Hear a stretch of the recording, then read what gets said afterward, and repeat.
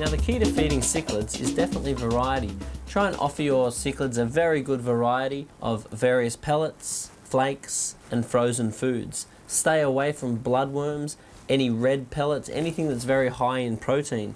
Now the high in protein foods do make the fish grow very quickly, but it does tend to increase their aggression. Now because they are a very aggressive fish anyway, the last thing you want is something that's really going to spark the aggression in them and makes them turn on each other more regularly. So if we feed all-purpose foods and veggie-based foods, we're in better stead than feeding the high protein ones. The fish tend to grow quickly anyway, so I wouldn't be too worried about that. Definitely no mammalian products. A lot of the old books will tell you to feed a lot of your fish beef heart and all those sorts of things. It's been proven that the amount of fats in them and that are just not good for the fish at all, and do tend to increase cases of hexamida, which is hole in the head disease, and there's other health problems that the mammalian products can actually cause. So that's your hearts and any meats from any terrestrial animals.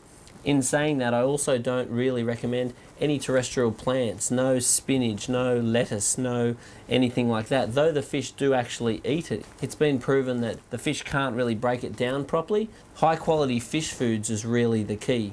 So high quality flakes, high quality pellets and brine shrimp and other good frozen foods is really the way to go for selections of food.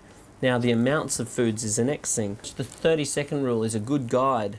Feed your fish, you put a little bit of food into the aquarium, generally submersed under the water. You look at how long it takes your fish to eat the very last speck of food, and providing that's within 30 seconds, you're pretty much in good stead. You usually feed your fish 5 or 6 times a week. Generally better to feed them in the morning because they use most of their energy during the day. So you pretty much go to feed them every day, and if you forget once or twice a week, then that's fine. If you see your fish are getting a little bit of a belly, then definitely reduce the amount of food that's going into your aquarium. If you see that they're getting thin, then you definitely want to increase the amount of food that's going in the aquarium. And you really want to take that by the average fish. You'll always have one that's a little bit fat, you'll have one that's a little bit thin. This tank behind me, most of the condition of these fish are very good. They're all quite streamlined, they're not overly fat, and they're definitely not thin.